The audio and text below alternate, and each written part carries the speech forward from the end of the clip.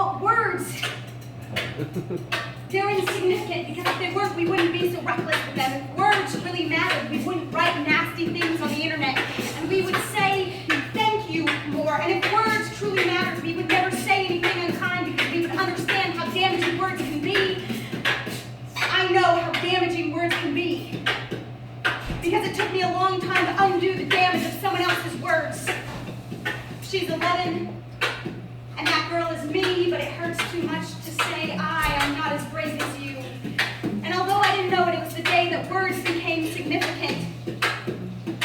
You're ugly, the boy in her class said, and though she tried to forget it, it got stuck in her head. On that day so many years ago, he planted a hurt seed that continued to grow. He was cool, handsome, athletic, you know the type, right? Like grows up, works in finance, keeps his hair, looks good doing it. But that girl, she ain't alone. It was social suicide desk, lunch with someone deemed unpopular, lunch in the library surrounded by books, other people's words, not that boy's words. Fiction and fantasy flow for her brain to keep her 11-year-old self from going insane, protected from the mean things that people said. You smell.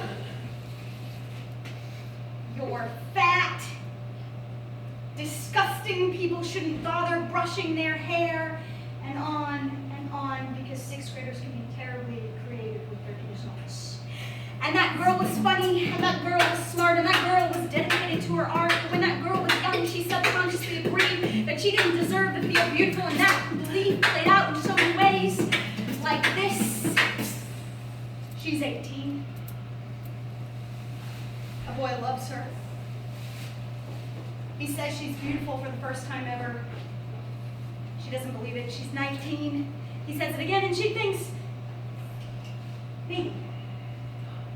She's 20, and that boy is gone, and she is too sad to care if anyone thinks she's beautiful or not. She's alone with her single friends, 5 attractive girls out at the bachelorette party when 4 men approach. 4 men, 5 girls. Math is not my strong suit, but even I know that's uneven. That girl gets up to go to the bathroom to even things out. I'm sure they don't want to talk to me, she thinks. It was just a seed that grew into a plant, tried to ignore it. She canned his words to root around her heart and started to kill the positive parts, and she knew she had to do something to change, or she'd spend her whole life stuck in that place, and she didn't want to be there. She had too much talent and grace, so the roots she had to replace.